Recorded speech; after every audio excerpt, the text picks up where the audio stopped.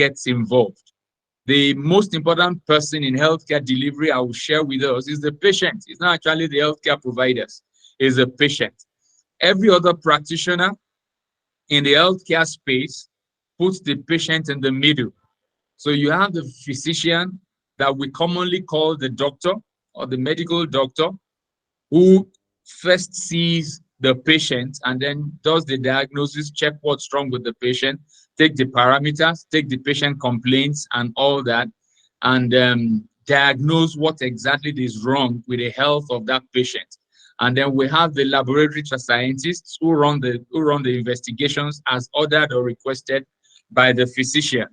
And then you also have the nurses when patients are administered, or even when they come in, taking the vital signs, checking the BP, doing checking the weights, doing all the wound dressing and all that, of administering injections. The nurses are there. And then you have the pharmacist. The pharmacist takes care of the medication aspect, so that after the diagnosis has been done, and then the remedy, the solution, the care the patient needs to get that is related to drugs is taken care of at the pharmacy. Now, pharmacy is a profession that has evolved over the years. It has evolved over the years. Let me put it this way: medicine that produces physicians and pharmacy that produces pharmacists came from the same root profession.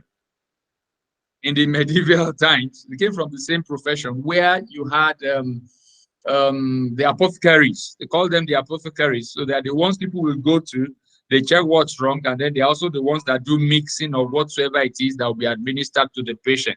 But over time, as the profession continued to evolve, there was a separation between the role of the doctor or the physician as appropriately termed, and then the pharmacy at the other end. Now, talking about pharmacy also started majorly with drug production. The pharmacist before now was majorly concerned about drug research, drug formulation, drug research, drug discovery, drug formulation into what we call dosage forms.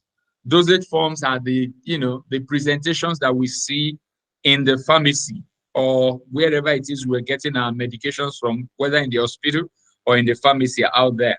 So the dosage forms are the forms in which the drugs are presented for us to be able to administer them conveniently.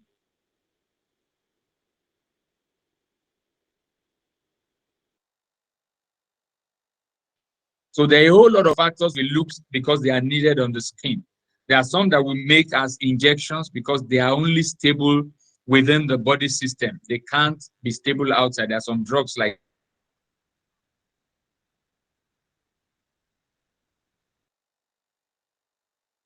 that. There are some other at the same time. The injections are administered when we want a fast onset of action, maybe an emergency. We need a quick intervention.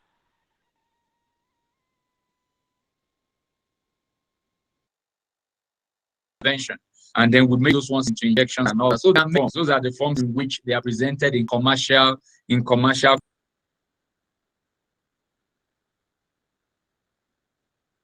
quantities for patient use out there.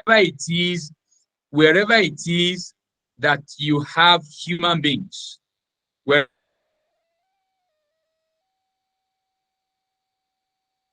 it is that you have health issues, there will be need for drugs. Wherever it is that you have health issues, there must just be need for drugs. So there are a whole lot of opportunities in pharmacy. So I'll quickly talk about the attributes of pharmacy practice. Number one is global. Global in the sense that wherever it is you have human beings, there will be a need for drugs. There will be a need for medical care. So it has global opportunities. The second attribute about the profession is that it is highly regulated. It is extremely regulated. And the reason it's extremely regulated is because it's delicate. When we mention drugs, drugs are also referred to as poisons. Poisons. Poisons, for instance, we have an agency called NAFDAC. NAFDAC deals with food and also deals with drugs. They are very close. They are quite close. But while food can be taken, without measure, without somebody saying, no, take only 1 spoon or 2 spoons of food, drugs have to be strictly controlled. The same drug that is administered and gives you good results because you administered it in the right quantity for the right purpose, you can administer that same drug and then it gives you toxicity. It serves as a poison in the body, and then it goes to shut down some organs in the body. So it's a profession that is highly regulated. We talk about rational use of drugs. Rational use of drugs talks about using the right drug at the right time for the right purpose or the right indication. For the right purpose or the right indication, and then for the right patient. You can have the same drug that a patient can use. If that patient has kidney issues, he may not be able to use that same drug. You may have a patient that a normal human being can use that doesn't have any organ failure or whatsoever. But if that same patient has liver problems, he may not be able to use it. So there are a whole lot of things that revolve around drug use that make it to be what all over the world is highly regulated, highly regulated. So drugs are classified into 2 types. You have the ones we call the over-the-counter drugs. Over-the-counter drugs, and then we also have the ones that we call prescription-only drugs, or the third category that is a pharmacy-initiated drugs. So those are the categories.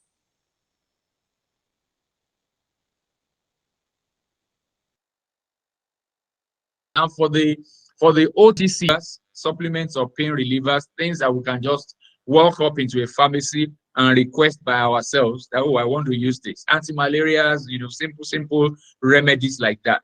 And these are drugs that patent medicine dealers or chemists are also permitted to sell to the public, to members of the public.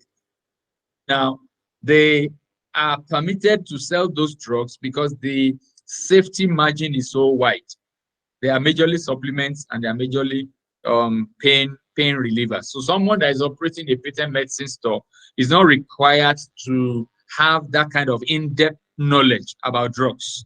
It can be a school start holder, it can be a nurse, it can be a matron, it can be a graduate in any other course, and then it just feels like, oh, I'm interested in health. So if that kind of a person applies to the Ministry of Health, they will pass the person through like a short-term training, usually a month or 2, and then the person gets certified to be able to practice as a patent medicine vendor.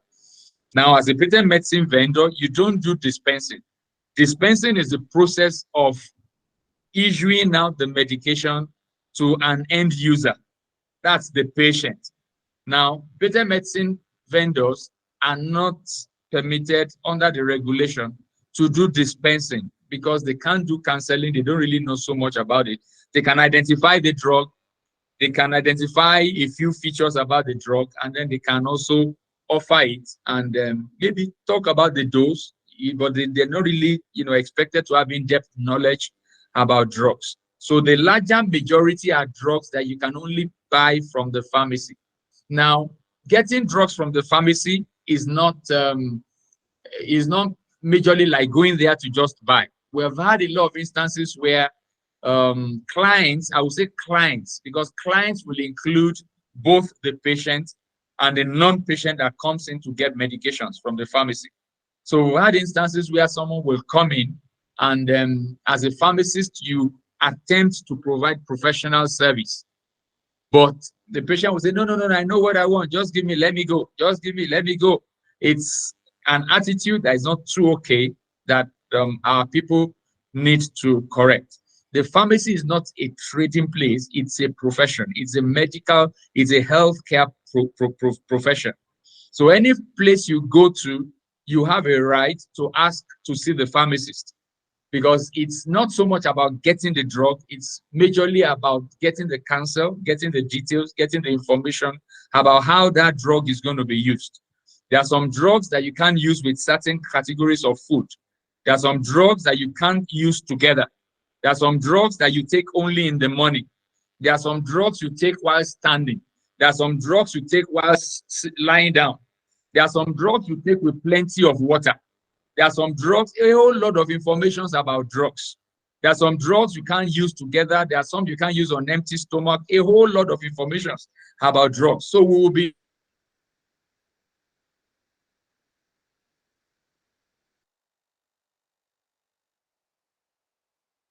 doing ourselves. We go to the pharmacy. If we go buy a drug and we don't engage or ask questions about what that drug is meant to do and what kind of adverse effects, if any, that we should expect as end users of the drug.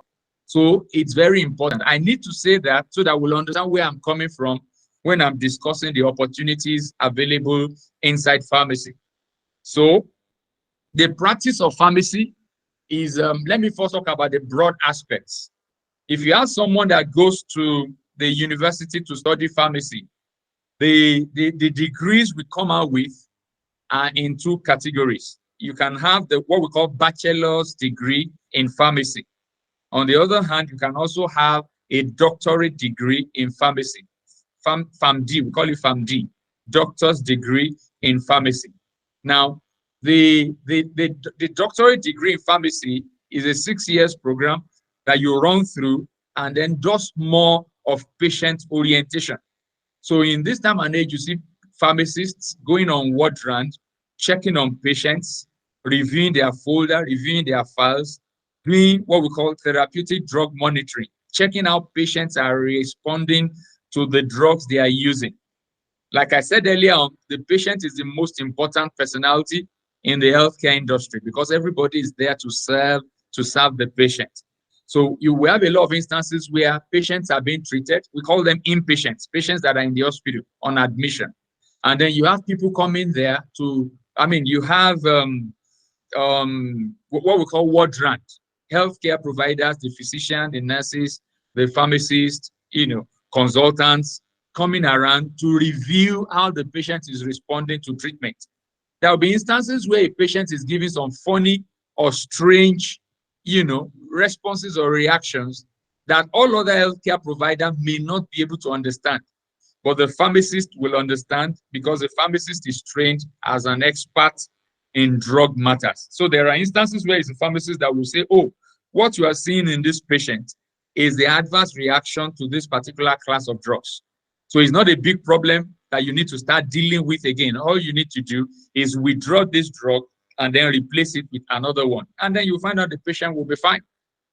So pharmacy is not really a trade per se. It is first and foremost a profession. It's a profession, but it has a business angle. It has a business dimension. Why? Because money is involved. If you are not a master in the art of managing business, you can be saying, I'm a pharmacist, and at the end of the day, you won't be able to run a successful practice because you don't know how to manage the other business side. So business is involved, but it is not primarily a business. It is a healthcare profession. It is a healthcare profession. Now, in some other parts of the world, you will realize that drugs are not accessed anyhow. You don't just walk up and say, I need a drug. You would have gone through the necessary procedure of either running a test in the lab or seeing a physician. You can see a physician whose office is not more than maybe 3 meter by 3 meter square meter. All he's just doing is seeing patients, generating prescriptions, and sending them to the pharmacy. They're not really running hospital where they do admission and all that. If they see a patient that needs to be admitted, they refer to the hospital. So it is only in Nigeria that we have a scenario where everybody wants to get involved in pharmacy. Why? Because it is perceived as a business. It is not primarily a business. But I'll provide us some information that would help us to know the areas where we can come in. Now, pharmacy practice, if somebody comes out of school as a pharmacist, you can practice in any of these, maybe let me say 4, 5, or 6 areas. The first one is the industry. We call them industrial pharmacists. These are the ones that do drug design, dosage form design, and drug production. Drug production. So you have drug production plants, and then you have industrial pharmacists working there. The various sections or areas of practice in the industrial pharmacy area would include, production itself, which is the tableting or capsulation or, bottling of syrups, a whole lot of production processes. And then you have the quality control. The quality control department helps to standardize and maintain quality checks to be sure that every drug coming out conforms to standard and is going to perform the intended purpose in the healthcare space. And then you have the packaging, you have all the other divisions, the regulatory, but these people are called industrial pharmacists. And then the second category of area of practice of pharmacy is hospital practice. Hospital practice I've already explained a little about.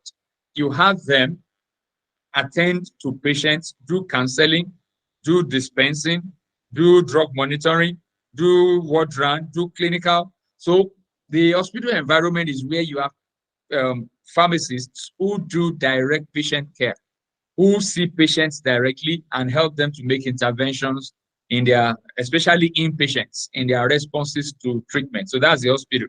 And then thirdly, you have pharmacists who are involved in academics. These ones are into education and research. Education and research. Many of them are lecturers. Some of them are into research. Some of them will work in organizations like NAFDAC, where they can help to maintain standards and quality control in drugs. And some will work in organizations like NIPRID. NIPRID is Nigeria Institute of Pharmaceutical Research. So these are always into research. You realize that most of the orthodox medicines that we have their roots in traditional medicine, or don't let me say traditional, in herbal medicine. We have more drugs coming from plant sources than from any other source, even though some of them are also artificially produced now. But in doing research, in carrying out research, the starting point is majorly plants. When you carry a tree, let me give an instance or an analogy. When you carry a tree, that tree contains 1,000,001 ingredients. Let me call them ingredients. Now, our fathers of old know that when they go to pluck a plant and they boil it for someone that has fever, the person gets well. But they were not able to explain what was doing that thing, what was performing that function in the herb that they are presenting. And the other thing they also didn't know is after boiling, how much water do I add?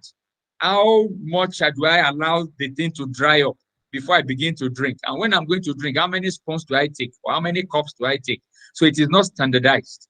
So you realize that a whole lot of countries are trying to look more in that direction into the opportunities, the vast opportunities in herbal medicine. So those plants that our forefathers used to use for various kinds of treatments, many of them are being researched into. In some cases, it's the leaf. In some cases, it's the stem. In some cases, it's the branch. In some cases, it's the root. In some cases, it's the back side of the tree. And in some cases, that same back of the tree, there are some that they will ask you to collect in the morning. There are some they will ask you to collect in the afternoon when the sun is shining hot. There are some they will ask you to collect in the evening. In the olden days, the Babas thought they were spirits that were making, accounting for the differences in what came out from those parts of the tree. But after conducting research, it has been established that those things were not really spirits. Many of the ingredients inside those trees, some of them are aromatic oils that will easily vaporize under hot temperature. So when the sun is shining, some of them would have vaporized and escaped. So when you pluck it in the afternoon and then you go to boil it, you don't get the desired concentration you need to achieve therapy or treatment or cure. But our forefathers didn't know. They would just say, oh, there must be one spirit that comes in the afternoon that carries away the drug, that makes it not to work, that you must pluck only in the morning. So it is research that is helping us to, bring out and detect most of these things. And then we're able to say, oh yes, the name of the ingredient doing this function in this plant is this. The one that is working for pain is this. The one that is working for malaria is this. The one that is working for headache is, and like that, like that, like that. So education and research is another aspect of pharmacy practice. This will be useful for us, especially where our children are growing up and they are thinking of choice of career. Any child that wants to study pharmacy, please encourage him or her. There is no country of the world that you will enter that you will not have work to do. They may want to standardize. They may want to be sure that you know your onions by asking you to take some exams. But ultimately, if you're a professional, you will pass those exams and then you can continue to practice. So if you are doing a paid job, you will get good salary. If you decide to run your business, you will still make fortunes. So it's a very, very good profession. We can encourage our children to study pharmacy.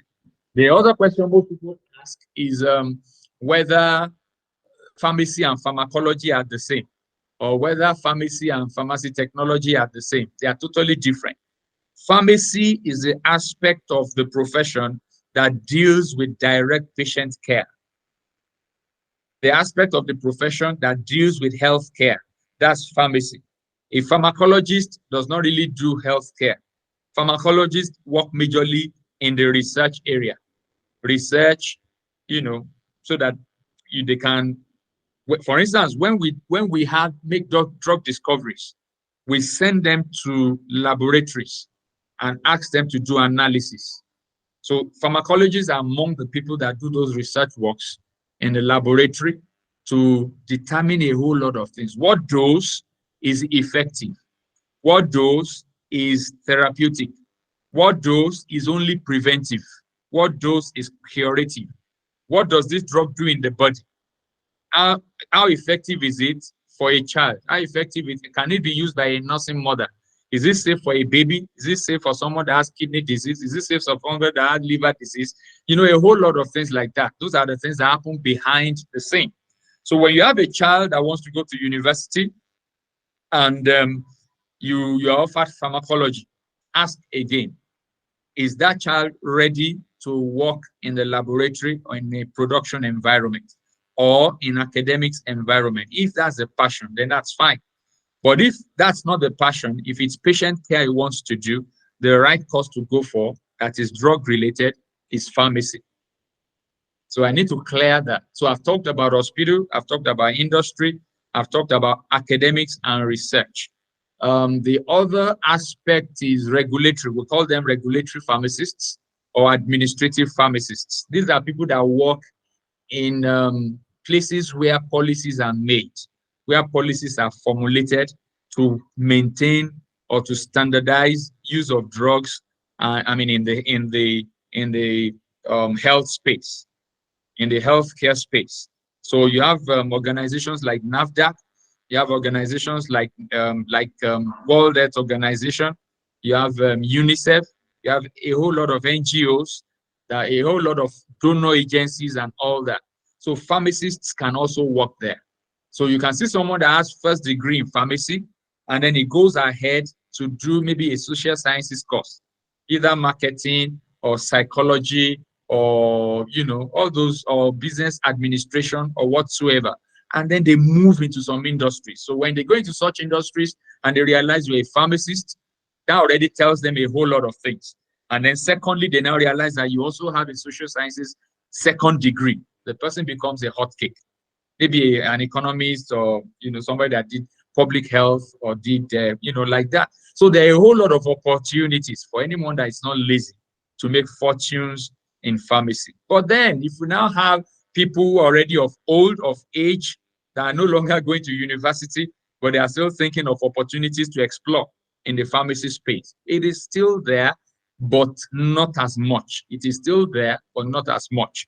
And that will lead me to the other aspects of pharmacy, which are the ones that look more like what the public see, the one that the public sees most of the time. And we think that that's pharmacy. That's not all about pharmacy. There is so much about pharmacy.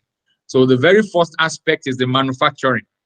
As a non-pharmacist, you want to invest in pharmacy, the areas you need to come in will be in any of these ones that I'm going to mention. But it is still statutory that if you are not a pharmacist, even in any of these ones that you are going to do, the regulatory bodies, there is a regulatory body that is called Pharmacy Council of Nigeria. They regulate the training, they regulate the practice, they regulate everything that has to do with the practice of pharmacy in the country. So every premises or business outfit is registered or licensed by them, is registered or licensed by them. So when you approach them, the very first question they will ask you is, who is going to be the pharmacist director? A pharmacist not as an employee, a pharmacist at the directorate level. And why is that requirement there? Because they don't want a situation where this profession that needs high level regulation, high level need for ethics falls into the hands of people whose primary interest is commerce or money making. Because the tendency is high that professionalism will be sacrificed on the platform of commerce, which defeats the entire purpose of a pharmacy or pharmaceutical outfit. For a pharmaceutical outfit, the primary interest or the primary consideration is healthcare. There's a business side, but that is not on the front burner, it's at the back end. So the first of them is the manufacturing. So for manufacturing, you will still need a pharmacist director. And if you have someone who is a pharmacist director, it means that person is a shareholder in the company. And if the regulators want to come, it is that pharmacist that will interface with them. Is that pharmacist that will interface with them. He may not be the only pharmacist in the organization. He may not be the only pharmacist in the organization, but at the directorate level, it is assumed that he has a say, a managerial say, administrative say, control say, and it can represent the regulators in ensuring that standards are not compromised. For instance, you're a manufacturer, and then you are supposed to be producing paracetamol, and the active ingredient inside paracetamol is meant to be minimum of 500 milligrams in each tablet. If it's someone who is focused majorly on business, he can cut it into two and say, put 250 there and let's roll it out. And then you begin to have fake drugs out there, falsified drugs out there, because dosing is a major aspect of our work. So if we say, take this tablet, I already know that there's 500 milligrams there. And in medical science or in pharmaceutical science, the disease you want to treat already has a minimum dose of that drug that is needed to achieve a cure. So the moment you have someone who has already tampered with the correct concentration or quantity of the active ingredient that should be in that tablet, you have already gone out there to create problems for the healthcare delivery system. Because the person prescribing or the person dispensing will be assuming that the tablet is handing over is 500 milligrams. And therefore, if your dose is 1,000 milligrams, take 2 tablets. So if it's been reduced to 250 and the person is taking 2 tablets, it means you are taking 500 milligrams instead of 1,000 milligrams. And that can lead to treatment failure. In some cases, if the drug in question is an antibiotic, it can lead to drug resistance because the organisms you are trying to kill, by the time you are exposing them to suboptimal concentration of that drug, the microorganism will not die. It will only get more toughened, so that next time that you come around and you introduce that same drug, it's not going to work again. So it's something that is very, very deep, and what regulators don't joke about. There is no country that jokes with it, because it's about the health of their people.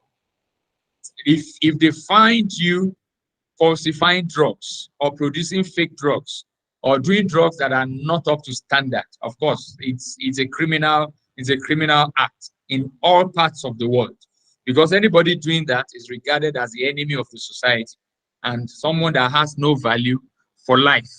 So you can invest, but you will have someone who is the pharmacist director and is the one championing the cause. Is a pharmacist director and is the one driving, overseeing the business. You are there as an investor. Maybe you put the money down and then it's more like a partnership. Let's remember the different kinds of businesses that we have. You have the one-man business, you have the limited liability company, and then the bigger ones, the public limited liability company, the PLC. So most businesses that are appreciably structured will fall under the limited liability company. And for limited liability companies, you need a minimum of 2 directors. So if 2 people come together and one is a pharmacist, the other is not a pharmacist, and they apply for registration of a company, the regulators will register them because they already minimum of 2 directors. And then there is a pharmacist involved who will be responsible for the day-to-day running of the business. So manufacturing is one aspect where we can invest if we have money. But you will agree with me that manufacturing is not child's play. It's not what you go into with 100,000 or with 1 million or with 10 million or with 20 million, as the case may be. It depends. Even if you want to start small, most of the machines that you are going to be using are not mostly locally made. You're going to be importing them. And unfortunately for us in this country, Naira has lost so much value that by the time you are bringing in those machinery and you convert it to Naira, it becomes a whole lot of money. So if you want to go into manufacturing, it means you must really, really be ready. Be ready. You can also, it doesn't have to be only 2 of you, you and the pharmacist. You can have other investors. You can have angel investors. You can have those who do placements, those who have funds, they're looking for what to invest in. They can pair with you, and then you bring in those machines, and then you begin to produce. One good thing about manufacturing is that once you have your machine, there are just some parts in those machines that you change each time you are moving from one particular drug to the other. So if you are producing paracetamol that is 500 milligrams and you want to switch to chloroquine that is 250 milligrams, it's just to change the punch. You don't need to buy different machines. So the important thing is getting the machines into the country, and they are of different types. There are some we call tableting machine. There are some we call encapsulating machine. So you see those capsules, the machines that make them are totally different from the ones that make tablets. There are bottling machines that prepare our syrups, our lotions, our paste, and all that. And then, of course, we have the products we use on the skin. Those ones would also be produced by a different set of machines. So it depends on what you want to go into. And the role of the pharmacist partner in that business is also that it can advise you professionally on what to do. It can guide you so that you don't burn your fingers. Because once people burn their fingers once, there are some people that don't ever want to try doing business again. So it's better to get counsel from the professional that is on ground in that field where you want to invest. The same thing applies to maybe engineering profession. You won't go to Koren that you want to register a company that is an engineering company, and then you say, I'm an economist, but I want you to register me. They won't register you. You would have to go bring the engineer who will see to the technical aspects of the functions of that company. You will be behind the scene as an investor, while the professional in that field is the one that will interface with the regulators. So that's the opportunity in manufacturing. The other opportunity is in importation. So when you want to go into importation, the same structure applies. You need a pharmacist, and then you come in as maybe the founder of the business idea, or a partner, or a director, or one of the directors. So a whole lot of people can come together and decide to float a company that will be doing importation or manufacturing, like I said earlier. But around this time, importation is also highly discouraging, because by the time you bring those products into the country, what you bought for $3, your landing cost here in Nigeria will be like 5,000 naira. Because by the time you multiply it by 1,005 in dollars, it's already 4,005. Let's assume you've imported a large quantity so that the clearing charges, the freight charges per pack is not too significant. It will still land you at about 5,000 naira. So you have a whole lot of products out there now that people will not dare to buy. The little they have, they want to eat with it, feed with it, and they let sicknesses still wait, except it becomes like an emergency. So importation is another aspect we can venture into, but you need an appreciable volume of capital so that you can do what is worthwhile and what is going to give you a good ROI, otherwise called return on investment. So importation is lucrative, it's good, it's fine, but for the limitations of accessing forex and the limitations of devaluated naira. So, and what else? We have talked about manufacturing, we have talked about importation. The next will be distribution and wholesaling. In distribution and wholesaling, all you also need is like what you need for manufacturing and what you need for importation. You need a pharmacist director if you are not a pharmacist. So the pharmacist director comes in, is the one that will license the place, go and register the place with the regulators, Pharmacy Council of Nigeria. And then you can now, he also oversees the day-to-day running of the business, by ensuring that standards are followed. Drugs in the hands of the patient will not do their desired or their intended functions except they have been properly taken care of from the point of manufacture to the point of importation, as if applicable, to the point of distribution from the distributor to the wholesaler, and then to the end dispensing pharmacist. So there are some drugs that we call thermolabile drugs. Thermolabile drugs means a drug that is easily destroyed under heat. So you store those drugs either in the fridge or in a very cool environment. So when you have someone who is running a business who doesn't have that information at hand, the person will still continue like that and think it's still, everything is on course, I'm doing well, until they begin to give you feedback that your drug in the marketplace is not working. And by the time NAFDAC goes to pick samples of those drugs and they test, they may withdraw your license because it's, from the samples that they have, it's showing that what you have there is not correct. It's not that, because degradation over time will reduce the content of the active ingredient inside that product. So storage is a major aspect. And you see wholesalers putting thermometers by the wall. They are tracking the thermometer. They are tracking the temperature, the room temperature. There are some drugs you keep at room temperature, 25 degrees Celsius. There are some you keep at 0 degrees. For instance, when we're doing COVID vaccination, those vaccines were preserved at minus below 0 temperature. So drugs are like that. And that's why we have books that we call Pharmacopoeia or Martindale. Those books will tell you the standards. If you are buying lactose for production, they will tell you the moisture content. They will tell you what is permitted, what error rate is permitted. Maybe it's 99 plus or minus 0.1 or whatsoever. Highly regulated. A problem to one patient that is centered around drugs will not be that patient alone, because you can trace it to the batch of that drug that was produced. There was a case of my Pikin syrup in the 70s. A particular company producing paracetamol syrup went to buy industrial chemicals that it will need for production. Whether genuinely, knowingly or unknowingly, we can't tell. But they bought diethylene glycol instead of methyl glycol or propylene glycol. So that diethylene glycol is the chemical that is used for powering fridge, powering ACs. But because the people trading in the drug don't know they are right from left, they didn't exercise diligence, they didn't do any test, they didn't do any quality check, there were lapses along the line, and then they supplied diethylene glycol in place of propylene glycol.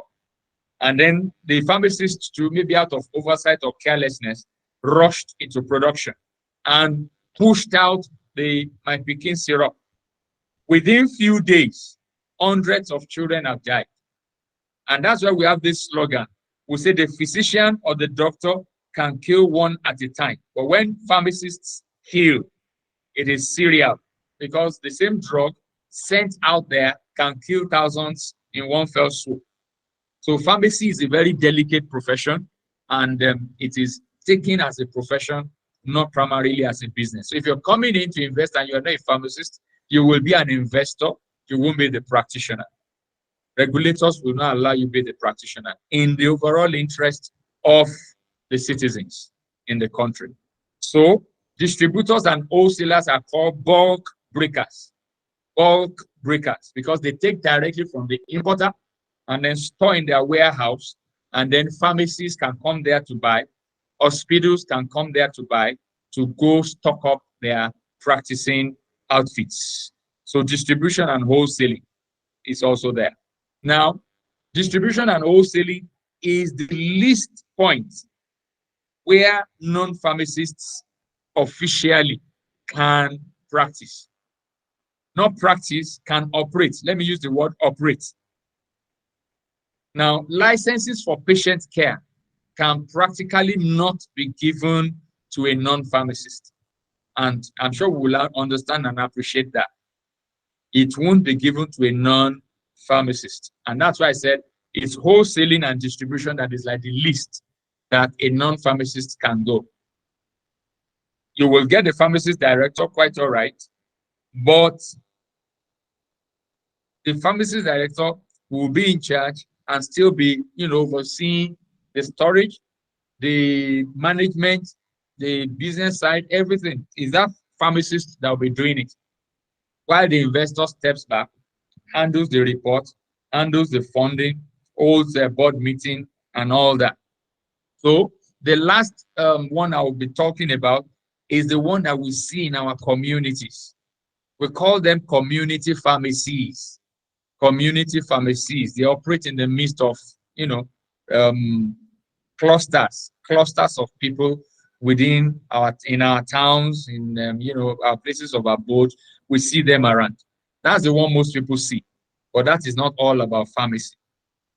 So that one we see out there is the one that is licensed for patient care, licensed for direct interface with patients, licensed for patient counseling, licensed for research, licensed for management, drug recovery from management, for hospitals and all that. Everything that has to do with drug procurement, drug distribution, drug, LPO issue, everything like that is handled by that by the pharmacist. So at the retail end, you have the pharmacist who does the patient counseling, who brings in the patient, counsels, find out what the problem is, and then look at the dose, check out for drug-drug interactions, make sure there are no drug therapy problems. We call them drug therapy problems, DTP. Therapy means treatment, drug treatment problems. So the pharmacist in the community pharmacy is the one who is able to sit down and identify when there is a problem with a prescription.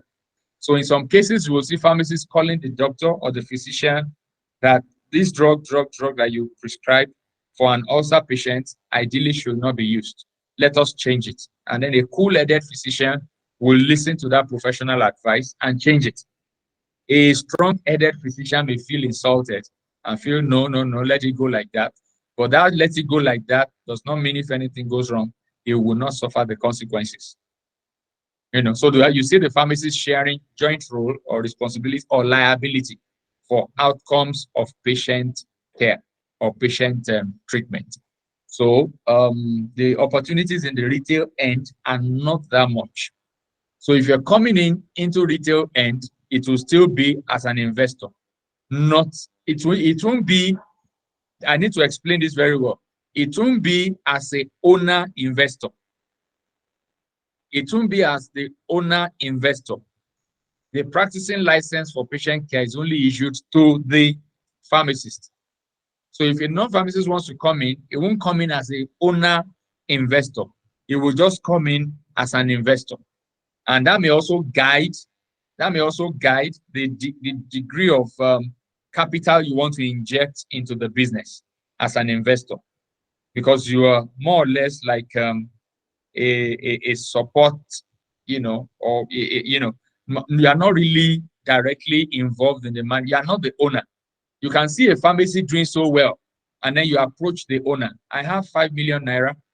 I want to find out if you need it, if it will help your business. You can be an investor that way. And the person can say, bring it, and say, okay, every month, we'll be retiring the interest to you, or whatever. That's another aspect where one can invest. You can put your money there, and any pharmacy you are comfortable with, you can approach them. I want to invest. After all, bigger companies sell shares. So if they are not selling shares yet, and they need money for expansion, and you have the money, then you can strike an agreement, fund the expansion, grow with the business, or negotiate and request for a director position.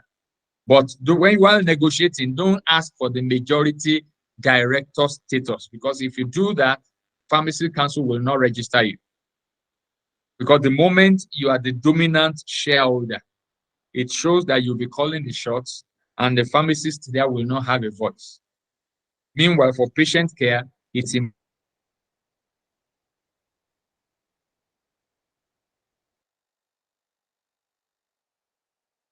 that the pharmacist there is able to focus, be attentive, and ensure the pharmacy. The one I've not talked about is consultancy. Consultancy. You see people that also practice as consultant pharmacists.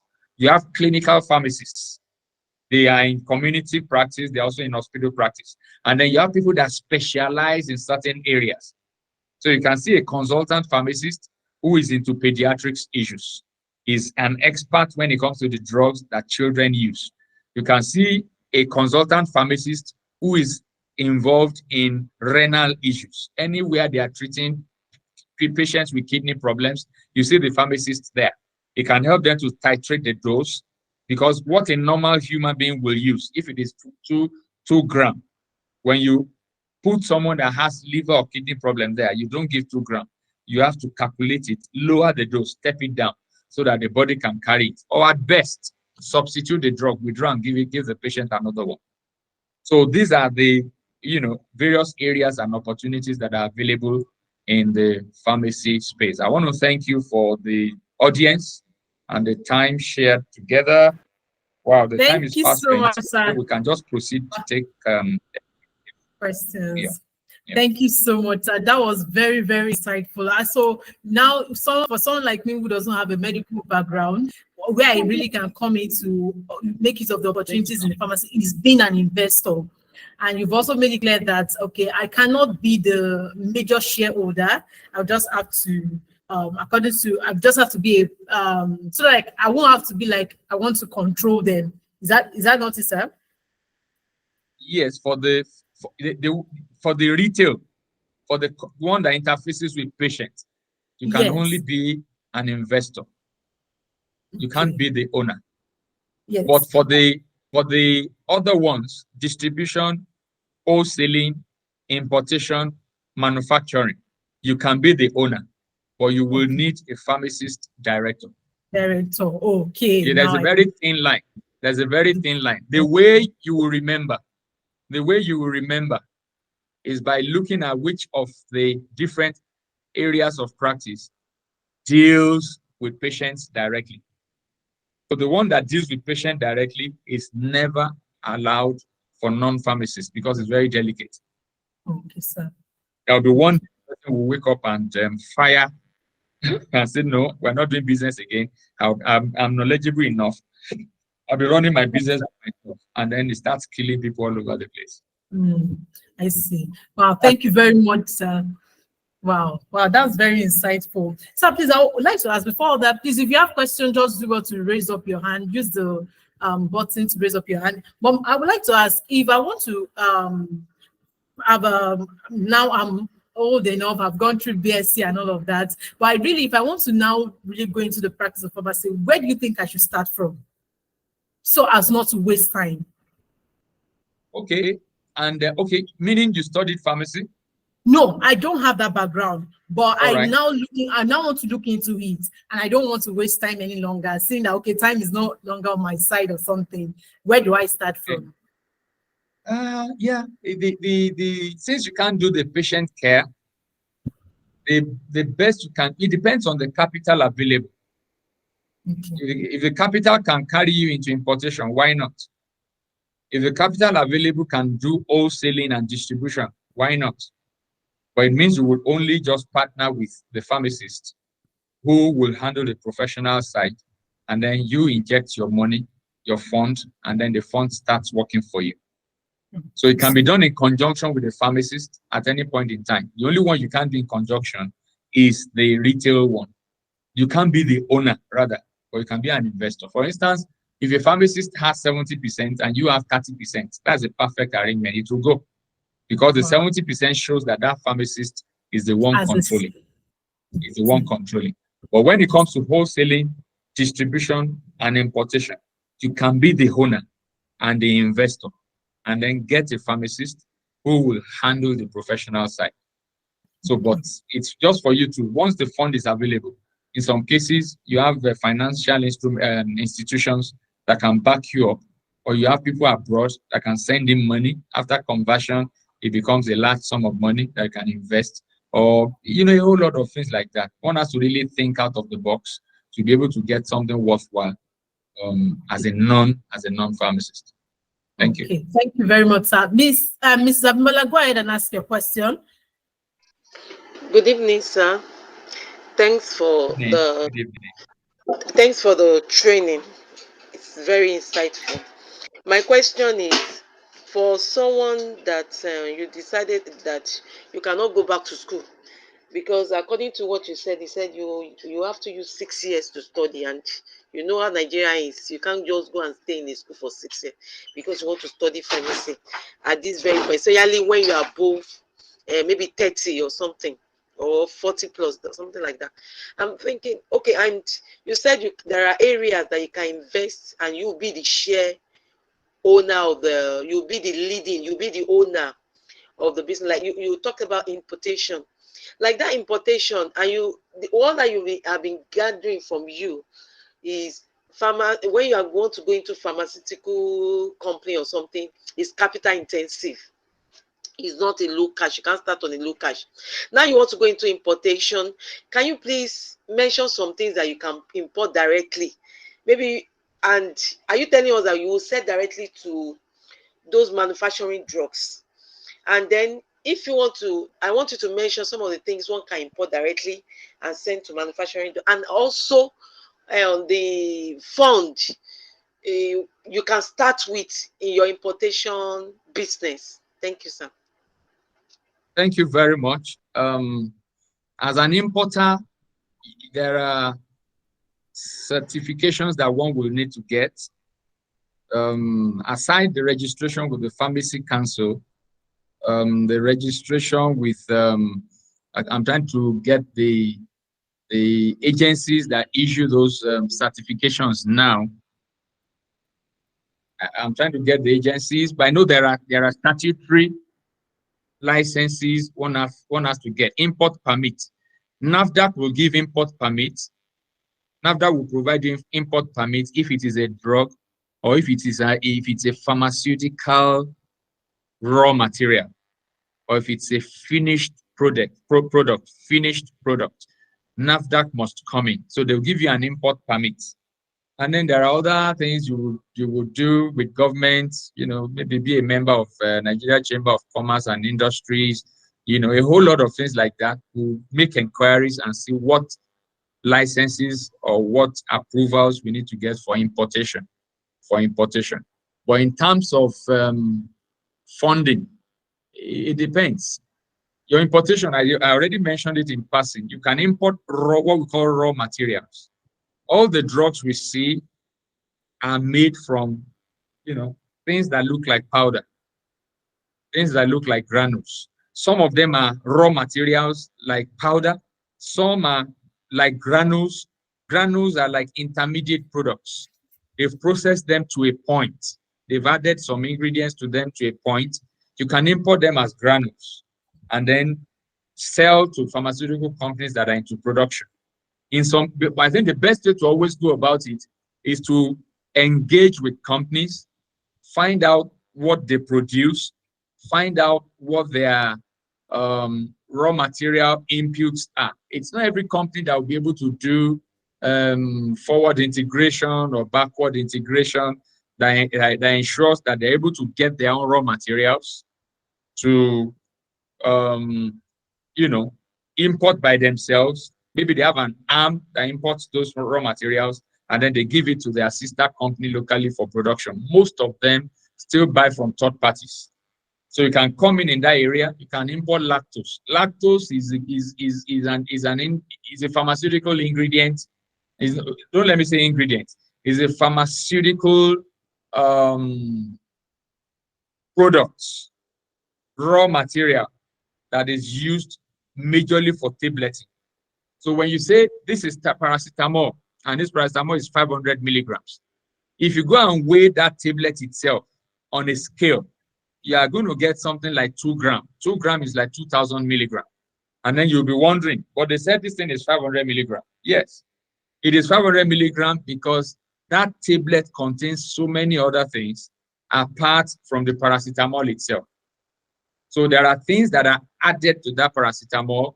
We call them bulking agents, so that you can hold it. If they don't add some bulking agents to our tablets, many of us won't be able to hold those tablets to use.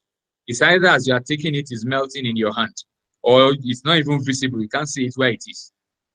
So we use bulking agents to fill them up.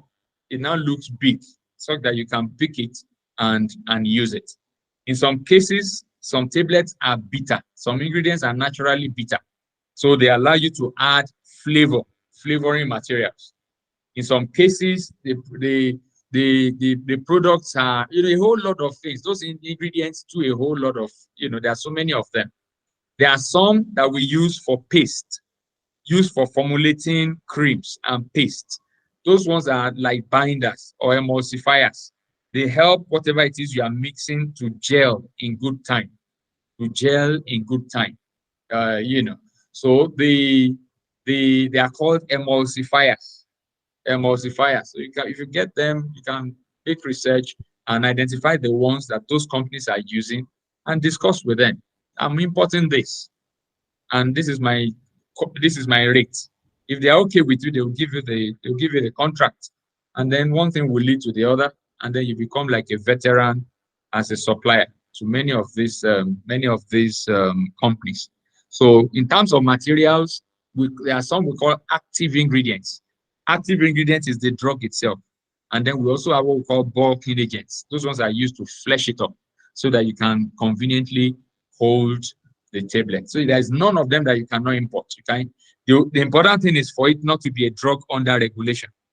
If it is a narcotic, narcotics are drugs that cause dependence. That the moment you take it for like 3 days, your body will start asking for more. If you've been using 1 spoon, by the time you start taking it, what we call tolerance would have started setting in. That within few weeks, that 1 spoon you are taking will not produce the same effect anymore. And then you'll be tempted to double the spoon or triple the spoon, as the case may be. So these things are quite deep and interwoven. Now, I hope I'm not speaking above our head. But if you are doing importation, it means you need to move around, make inquiries, look out for agencies that you need to engage and get your papers from. NAFDAC is sacrosanct. You need to get NAFDAC paper if you are doing importation. And then you need a premises. Many people will say, we're going to that pharmacy shop. No, they are not pharmacy shops. They are pharmacy premises. Professional or practice, So Pharmacy Council will first issue a license recognizing your business as a pharmaceutical business. And then NAFDAC can now give you importation permits for you to bring in anything you want to bring in from, abroad. So I hope I've been able to answer that question. Yes, sir. You've been able to, but you didn't talk about the funding. How much can one start with? You didn't talk about that. Well, that will come under scope. Some people will just import methylated spirit. I mean, it's not even that. Some people can just start with one product. Scope. How big do you want to start? What I usually tell people is this. The Shells of today, the Chevrons of today, the UAC of today, the MTN of today did not start the way they are today. Many of them were also started by a single individual who just envisioned what he wanted and committed himself to doing those things. But because when you manage a business well, it is bound to grow. When you also do otherwise, I mean, it will show. It's like a tree. When you see the one planted by the riverside, the leaves will be green. When you see the one that is not getting nutrients, the leaves will be yellow. So the indicators are there. The indicators are there. So majorly it's about scope. If you want to start with just one drug, you do your findings. You do the cost of the drug at the other side, do the freight cost with customs, and then do the clearing and all that, and then factor in your profit, a whole lot of things like that. So they are not things you can determine as something cast in stone. It's not cast in stone. It depends on your scope. It depends on your scope. It depends on how big you want to start. It depends on your capacity, But if you are passionate about it, then you will push for it. If you are passionate about it, you will travel to countries where those products are imported from and begin to make inquiries and find out how much you even need to bring in, maybe a container load of cornstarch or a container load of lactose. Do your calculations very well and then come back to Nigeria, make inquiry. If I'm bringing in lactose, how much am I going to pay on the container for clearing? And how much am I going to pay for VAT, for this, for that? By the time you aggregate everything, you also do your market survey to be sure that you are not going to bring things in and be rejoicing when somebody else is selling it at 50% of your price. There's something about sourcing. When you are sourcing your product, you need to source from the cheapest source without compromising on quality. Sourcing from the cheapest source without compromising on quality. So let it be that if anybody is selling it at 50% of your price, the person is selling fake or imitation. But if it is the same drug that you are selling, somebody else is selling for 50% of your own cost, then it shows that something is wrong somewhere. It means maybe you didn't do your homework very well, or all those possibilities. So it's majorly about scope, and scope is not what anybody can tell you. You will have to make those findings by yourself. I can only assure you that it's huge. It's in tens of millions at the minimum. Tens of millions at the minimum. If you want to do something bigger, then it would be hundreds of millions at the minimum. So that's the way it goes. It's about scope. But let me also quickly add this. Big things start small. But when you nurture them well, they grow big consistently until they become very, very big. You don't despise days of little beginning. You start it small, treat it like a living being that can be starved, that can also be nourished.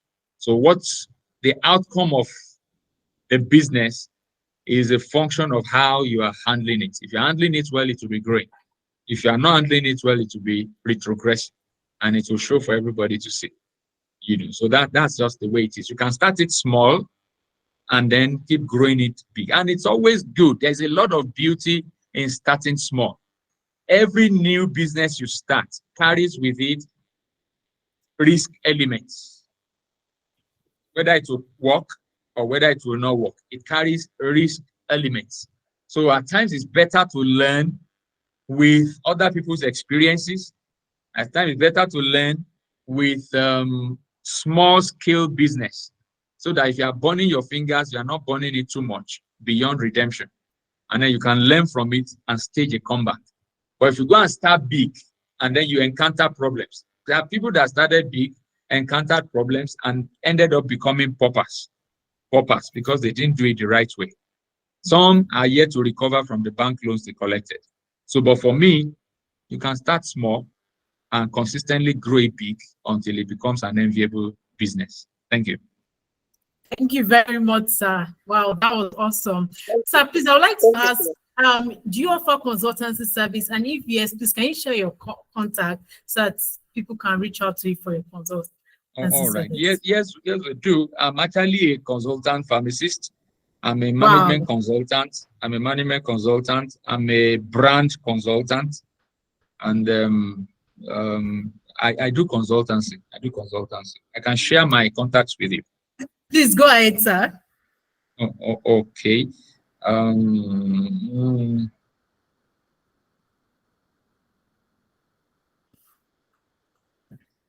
So, Mrs. Abimbola, whenever you are ready to invest into the importation aspect of the pharmacy business, please do well to reach out to Mr. Tolulope. Okay, I will. I will do all that he said, that we should do the finding, the scope. Yeah. Exactly. I think Exactly. I like that. You have to Okay. know what you are Thank really you. going to. Okay, thank you very much. I've seen the link. Okay. So the link is in the chat box. Do what to click on it. Okay. Okay, sir. What I can do, let me send the details to you, and then you can Okay. circulate to the Okay. participants. No I'm problem, having sir. challenges Thank you with very this much. system. Okay, sir. Thank you very much. We really appreciate that. Sir, can you still take one more question? No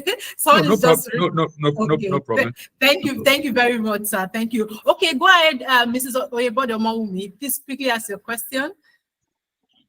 Okay, good evening, sir, everyone. Good evening. Good evening. Yeah, thanks so much for the lecture. I want to ask, thank God for tonight. I've been hearing from people. I want to confirm from you, from the horse's mouth now. I learned that doctors, pharmacists, maybe some, they don't really use orthodox drugs. How true is that, sir? Just for confirmation's sake, please. Well, let me first say it can be generalized. It can be generalized. We won't say doctors, pharmacists, or it will be individuals. And individuals can be anybody. It can even be an engineer. Engineers don't, or fashion designers. It can be anybody, and it's individuals, not generally that doctors or pharmacists don't use. And it will be based on individual or personal convictions. There's nothing wrong with orthodox drugs. The rigors that go into drug discovery, like I said, you start with drug research, you get to drug discovery, and then you get to clinical trials, and then you get to drug formulation, and then you even go through approvals before you get to drug formulation. The clinical trials are safety studies that establish the degree to which those products are safe and fit for human consumption. They will look at the effect on the liver, look at the effect on the kidney, look at the effect on the heart before they tell you, okay, take half, or take one, or take two, or take three. So those things are rigorous.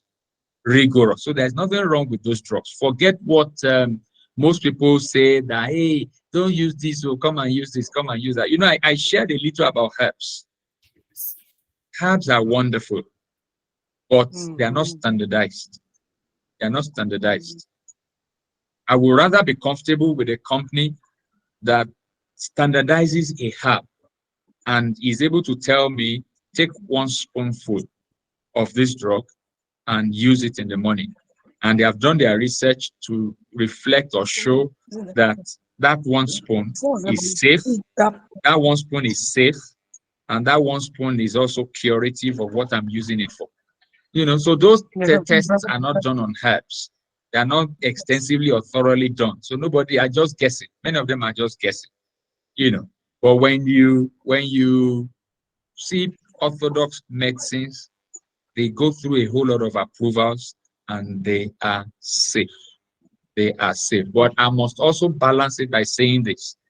Every drug has what we call side effects or adverse effects. And these adverse effects or side effects may also vary from one person to the other. You will see some people take chloroquine and it's scratching them in the body. You see another person take the chloroquine and then he just stands up and begins to do his work. The fever has done without feeling anything. It's because our bodies are different. Our bodies are different. So it's the side effects of some of those drugs that we see that some people arrogate that they are not safe, or no, let's be using agbo, let's be using herbs and all that. It is not it is not true. It is not true. So those orthodox drugs are safe, and and they have been profiled, researched, and their safety margins or safety limits are determined. Why people have issues with drugs is majorly because they abuse them. Some people will take drugs. If you ask them, what are you using this drug for? They don't even know. Are you sure it is safe for you? They don't even know. What I've discussed with us tonight will agree with me that drugs are not what you just buy and use anyhow. And it's your right when you get to the pharmacy, ask to see a pharmacist. The pharmacist can help you with your choice of medications. They will find out what you want to use it for and then guide you into the right one to use. Pharmacy is not a place you just go and buy things all by yourself, that I know what I want, just leave me, don't disturb me. No, it doesn't. It's not the best way to do it. So doctors, it's a lie. It's not a generalized thing, like I said. Now, I would maybe conclude my response by saying natural products are safer than orthodox products. Natural products are safer. I hope I'm not confusing us. Natural products are safer than orthodox drugs. For instance, if you have how do I say it now?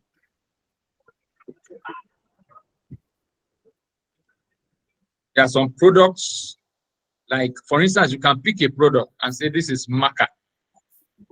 This product is maca. They have done research, they have done packaging, they have done formulation, they have done approval. And then they put that maca capsule inside a pack and they label the maca capsule 500 milligrams. It's a natural product, but it has been standardized. Standardized in the sense that they have assured that that capsule you are holding contains 500 milligrams of that natural product.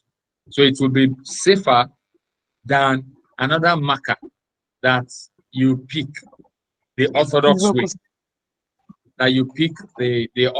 way. So it's a natural thing. It's good for all of us to stay closer to nature.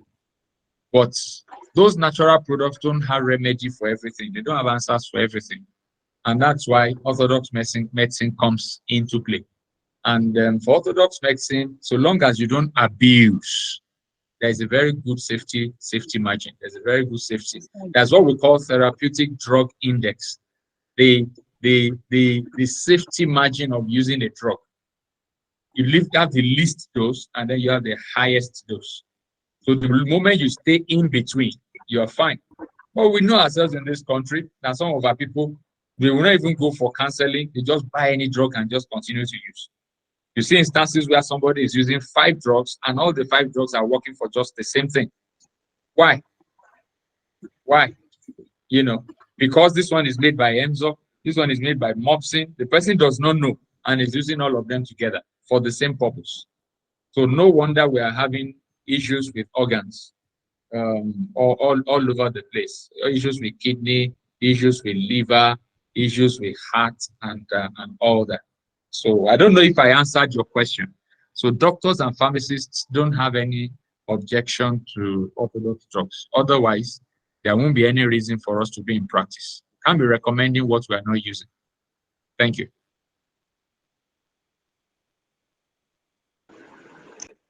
Very much, sir. Thank you so much. That was well. Okay, so the last question for the day, Mr. Babanse, please quickly ask your question. We don't want to keep our speaker waiting any longer. Mr. Babanse, go ahead and ask your question. Is Mr. Babanse still there? Okay.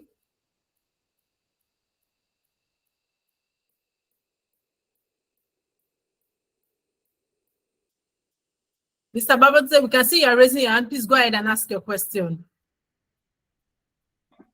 Maybe you're muting. He's trying to speak. No, he's on mute. He's not muted. He can, but he's not speaking. Okay. I think we can call it a day, right? Yes, sir. Thank you so much, sir. Please, let's unmute our mic and say big thank you to our speaker. Let's say thank you, thank you, thank you, thank you, thank you. Okay, they're giving Thank you. thumbs up. Thank you. Unmute your mic and Pleasure. say big Thanks. thank you. Thanks for having me. Thanks for having me. Thanks for having me. Pleasure. Thank you, sir. Thank you, sir. Pleasure. I wish us the very best. I wish us the very best. Life is filled with possibilities. Yes, sir. Possibilities. And the impossible is often what we have not tried at all. You Yes, give sir. that thing a try, go into it, venture into it, and you'll be shocked at the wonderful outcomes that may come out of it at the end of it. I wish us the very best. Thank you very much. Thank you, you, Thank you, sir. sir. Bye, Thank you so much. Bye, sir. The music I know your people and you're not using. Okay. Okay, I need to remove our speakers. Okay. Okay, thank you very much for waiting to this moment. I'm sure you got value. You got value with your time. Yes, so Dr. Miguel, Mr. Babatunde, we did not hear you speaking. I know you wanted to ask questions, but you weren't speaking. But we can't keep our speaker waiting any longer. So we're bringing this meeting to a close. But once again, my name is Tony, and with the brand name, The Business of Expert. When it comes to automating your business processes using software, I am your go-to person. So processes such as HR, inventory management, accounting, I am your go-to person. When it comes to promoting your videos online and promoting your business, online using videos and digital marketing, I am your go-to person. And as regards those that are having issue managing their social media pages, Instagram, TikTok, Facebook, and as many as you want to manage, my team and I are your go-to person. And more importantly, I need to remind us, for those that came late, I emphasized about the task, the online visibility and networking task that was given. Everybody is to post their Instagram, Facebook, and TikTok link on the page. They are to follow you and you are to follow others. It's a networking activity and online visibility activities. Yes. So, and also I am, as regards the grants, there are criteria to the grants. Remember the business grant of 500,000 naira, sponsored by the Business Health Technologies Limited.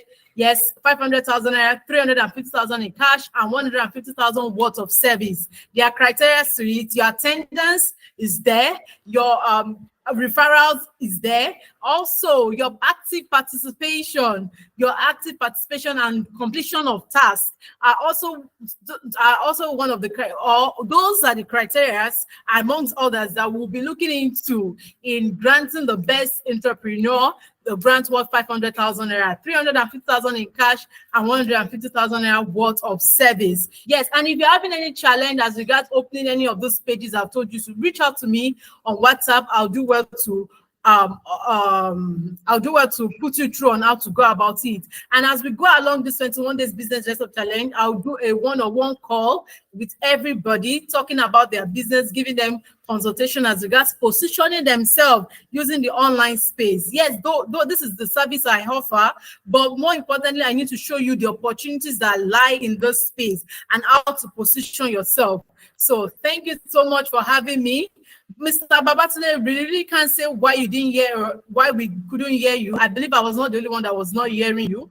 But we can't say what happened. It will be one of the technical issues. So sorry about that. But as regards your question, you can drop it and I can forward it to him. Yes, and if you need his contact, I'm actually going to request to give him. He said he will get his contact or his details across to me later on, so I'll get it across to you on the group, so you can reach out to him. Most especially, Mrs. Abola, I'm sure you're already looking into importation business as regards importing all those medical inclined products. So yeah, that's a great one. That's a good one.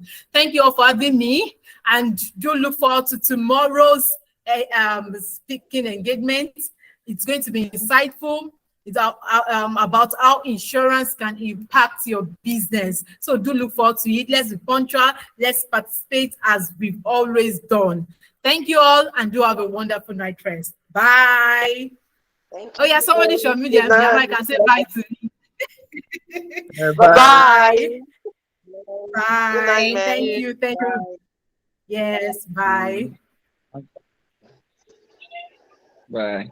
Thank you. Thank you. Thank you, Mr. Awa. Thank you. Thank you, my sister. Yes, sir. Bye.